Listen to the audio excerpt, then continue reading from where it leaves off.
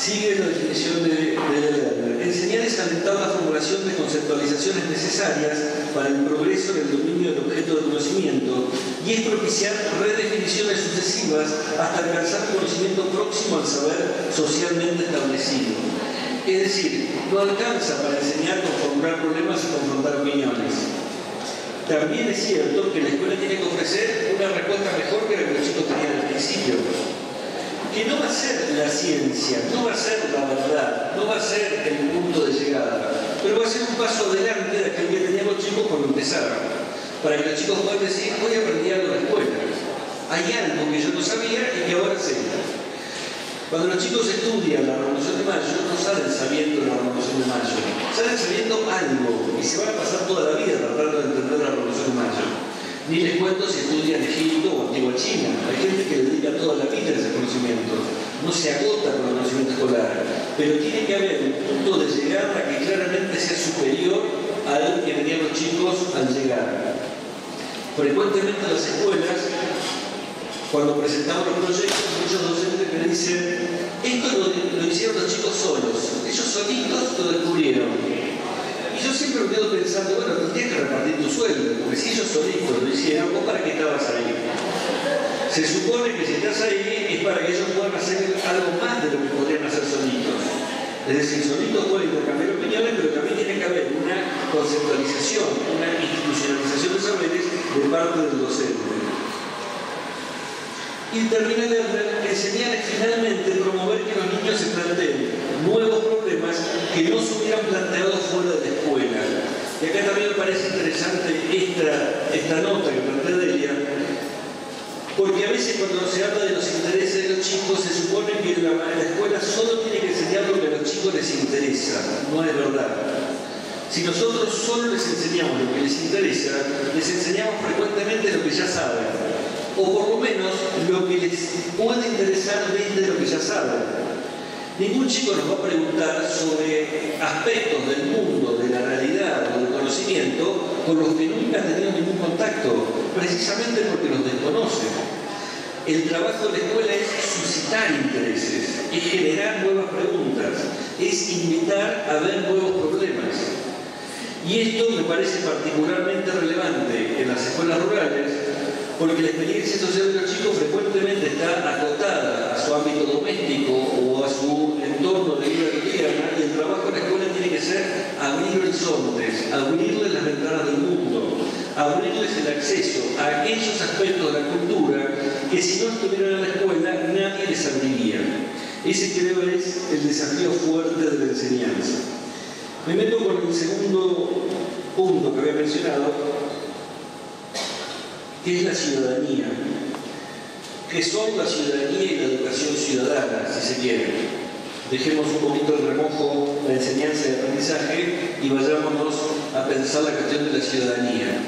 En principio la ciudadanía es una palabra elegante, que queda bien. Vieron que cuando uno quiere poner una cartelera o dar un discurso escolar dice por la ciudadanía, toda la gente dice que bien que habla la directora, queda lindo, ¿no? Queda como prolijo, ¿no? La ciudadanía, valores, la ética, como, ya con eso mezclamos con 3 o 4 verbos y armamos un discurso. Y yo creo que cuando las palabras suenan elegantes empiezan a ser peligrosas, porque se van vaciando de contenido, ya no significan demasiado. La palabra ciudadanía viene del latín civitas y viene de ciudad, así como la palabra política viene del griego polis y viene de ciudad. Ciudadanía y política tienen una raíz etimológica común. Sin embargo, en la escuela hablamos siempre de ciudadanía, pero no se habla de política. Hemos inventado una ciudadanía sin política, y es la ciudadanía escolar. Una ciudadanía neutra políticamente. Lo que creo que tenemos que pensar es que no existe una ciudadanía desgajada de lo político. La ciudadanía es una expresión de lo político. Una expresión de lo político. O si se quiere, es condición de posibilidad de lo político. Cuando uno plantea las definiciones básicas, las definiciones más amplias de ciudadanía, la más frecuente es que ciudadanía es una pertenencia que da derechos. ¿Qué es ser ciudadano de un país? pertenecer a un país y por lo tanto tener un estatuto de derechos asociados. Tengo ciertos derechos por ser ciudadano argentino que son diferentes de los derechos que tendría si fuera ciudadano alemán o ciudadano portugués. Sin embargo, hoy sabemos que está en crisis esa noción de ciudadanía por los dos componentes, tanto la pertenencia como por el estatuto de derechos. Tanto la pertenencia, ¿qué significa pertenencia?, como el estatuto de derechos asociados. Y ahora voy a volver sobre esto. Si eso es ciudadanía, ¿a qué llamamos educación política? La educación política se puede leer por lo menos desde dos puntos de vista, desde el punto de vista de los estados, desde el punto de vista de la sociedad y también desde el punto de vista de cada individuo. Si lo miramos desde el punto de vista de los estados, podríamos definir la educación política como esas prácticas pedagógicas que garantizan la cohesión de pensamiento y acción en una sociedad determinada, que generan las representaciones sociales que permiten la gubernamentalidad, es decir, que permiten que los pueblos sean gobernables. Los estados educan políticamente a los niños para hacerlos gobernables. Es decir, para que podamos compartir un conjunto de creencias y de prácticas que nos permitan vivir en sociedad. Desde este punto de vista, ha habido educación política a lo largo de toda la historia, incluso desde mucho antes de que hubiera escuelas. ¿Cómo se educaba políticamente a la sociedad cuando no había escuelas? Yo creo que había dos instituciones fuertes que permitían esa educación política, esa construcción de cohesión social. En primer lugar, la guerra. La guerra es una institución pedagógica muy fuerte. Cuando un pueblo entra en guerra con otro, logra cohesionar a todos los miembros de su comunidad, porque hay que defenderse, porque hay que atacar, porque hay que lograr objetivos, porque hay que evitar que los logre el enemigo. La guerra funciona como un dispositivo pedagógico de cohesión social. Y el otro dispositivo de los pueblos antiguos era la fiesta. El otro código, pero la fiesta también es una institución que permite saber quiénes somos los que pertenecemos a una comunidad, quiénes nos reunimos en torno a un mismo motivo. Y en general las fiestas de la antigüedad estaban asociadas a ciertos momentos del año, el momento de la siembra, el momento de la cosecha, el momento de la yerba, el momento de la aparición, donde a ese hito anual se asociaba un cierto ritual religioso y un cierto relato o mito sobre los orígenes de la comunidad. La segunda chacarera que cantaron los musiqueros aludía también a esa función pedagógica de la fiesta. Toda la fiesta volvemos a recrear nuestra identidad. Y esa chacarera no suena igual en Santiago del Estero que en cualquier otro lugar del mundo, porque en ciertos lugares nos remite a la fiesta que compartimos. Sobre las cenizas de la guerra y de la fiesta apareció un nuevo dispositivo que es la escuela. La escuela como un espacio de construcción de subjetividad política, como un espacio de construcción de ciudadanía a través de procesos educativos. La modernidad decidió que para formar ciudadanos había que distribuir conocimientos como la lectura, la escritura, las matemáticas y junto con ellos la moral cívica, el conjunto de creencias y hábitos que hacen a un buen ciudadano. Si nosotros tratamos de reconstruir esa educación política en nuestro país, yo creo que en el origen del sistema educativo hay por lo menos tres lemas o eslogans que permiten entender las claves en las cuales se pensaba la educación política. En primer lugar, el lema sarmientino por naturaleza, que es civilizar a los bárbaros. La lectura que hacía Sarmiento de la población del país en ese momento es: este país está lleno de bárbaros, de brutos, de salvajes, de ignorantes, de bestias, de gauchos, más o menos lo mismo. ¿Qué hay que hacer? Traer de afuera la civilización y producir el reemplazo de todos los rasgos de la barbarie por los rasgos de la civilización.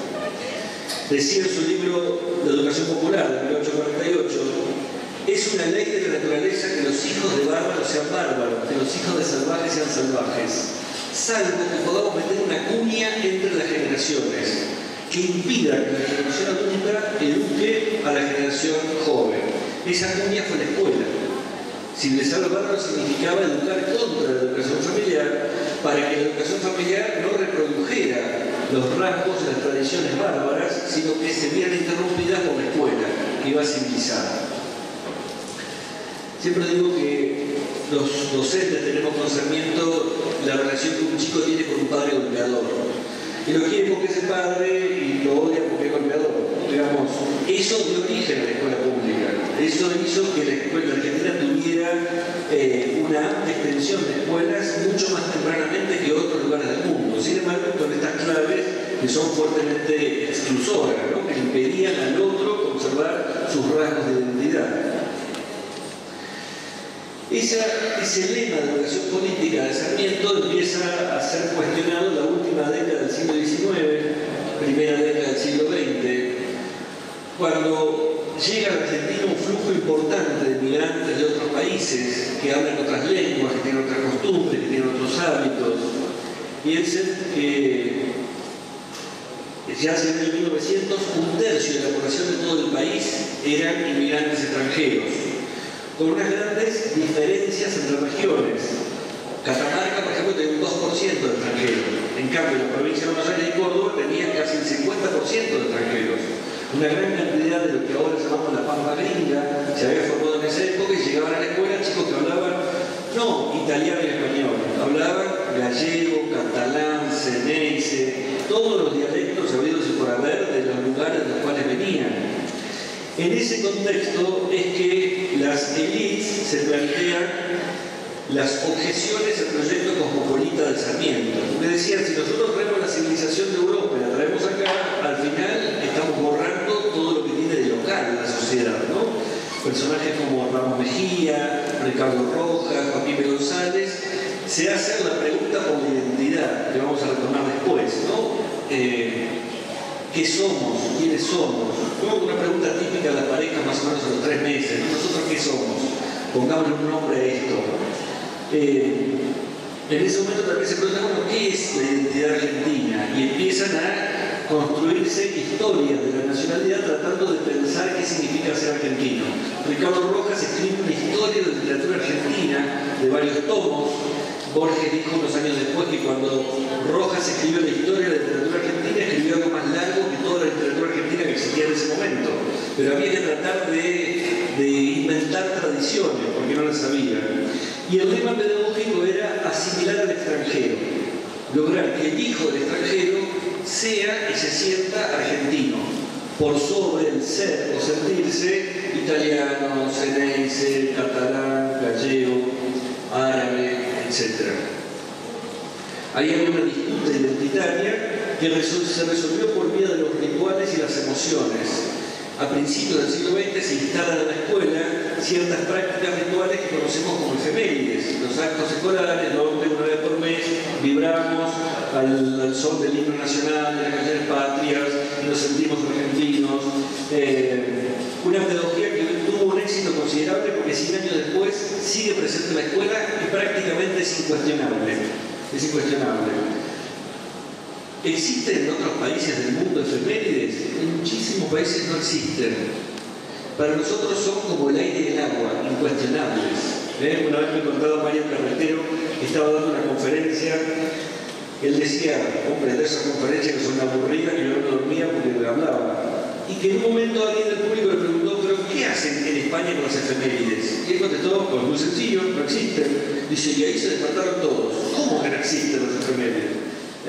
En Argentina hemos mantenido esta idea de que formar ciudadanos significa mantener los rituales y las emociones vinculadas a las efemérides. Hace muchos años, cuando era maestro, en la escuela donde trabajaba, vino de visita un maestro italiano.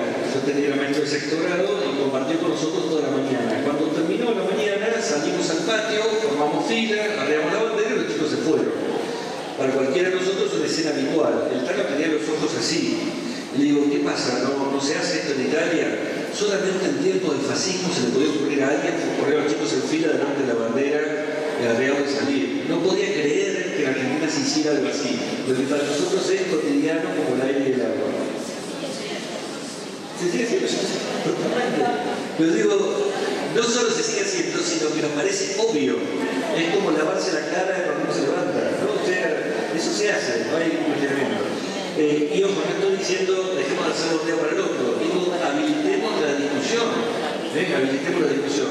A veces me dicen, bueno, pero ¿dónde iríamos a parar si no hubiera efemérides en la escuela? Y yo siempre respondo, con las efemérides en la escuela fuimos a parar o no fuimos a parar, o sea que no son garantía de nada. Yo creo que tenemos que revisar la educación política precisamente porque no ha dado cuenta de lo que necesitamos como sociedad. Y el tercer eslogan pedagógico de la educación política fue normalizar al diferente.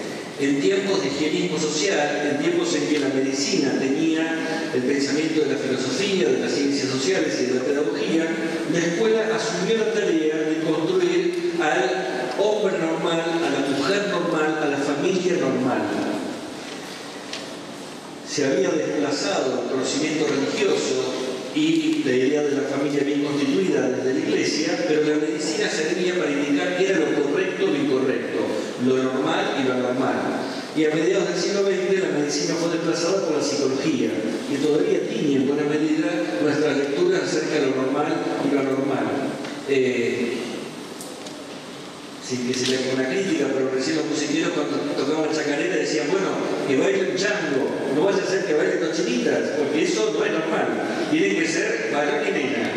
Si no, hay algo que se nos mueve de la normalidad. Había gays, transexuales, lesbianas, 100 años atrás en Argentina, muchísimos. Pero eran perseguidos por la policía y estigmatizados por este pensamiento, al punto tal que la historia los borró, parece que no hubieran existido. Sin embargo, hay fotos, relatos, registros de muchísima variedad sexual en esa época. Ni les cuento de familias que no estaban conformadas como libro de lectura. El libro de lectura estaba el papá, la mamá y los dos nenes, ¿no? Generalmente el papá sentado leyendo el diario, porque el diario es el vínculo con lo público. Los nenes sentados en el piso, la nena jugando con muñecas o con seres domésticos, el nene jugando con autitos o con trenes, y detrás la madre abregada, planchando o bordando, ¿no? Planchando sonriente como planchamos todo, pero nos toca planchar, porque esos eran los roles que la escuela enseñaba que debía tener una familia bien constituida.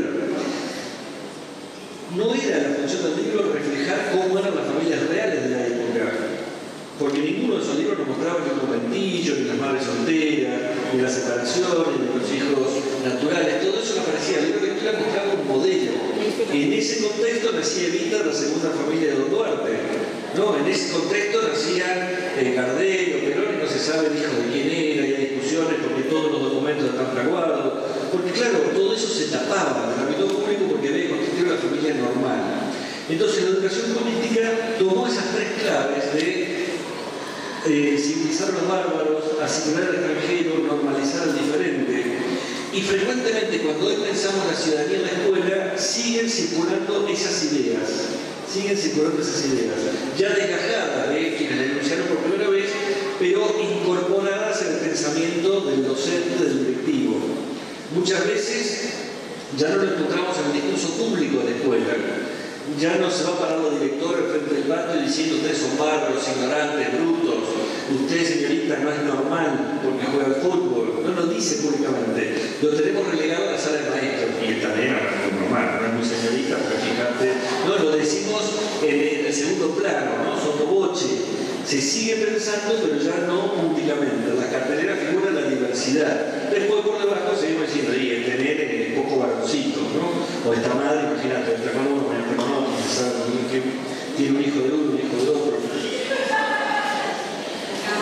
Siempre es llamativo porque fíjense la diferencia de tono con que se dice eso con respecto a las madres de los alumnos, que cuando se habla de las hijas, de la prima, de la hermana, ¿no? Cuando es la señorita maestra que se divorció y se casó de vuelta, tiene 3 hijos de 3 maridos diferentes, y bueno, es la vida, imaginate, tenés que aceptarla.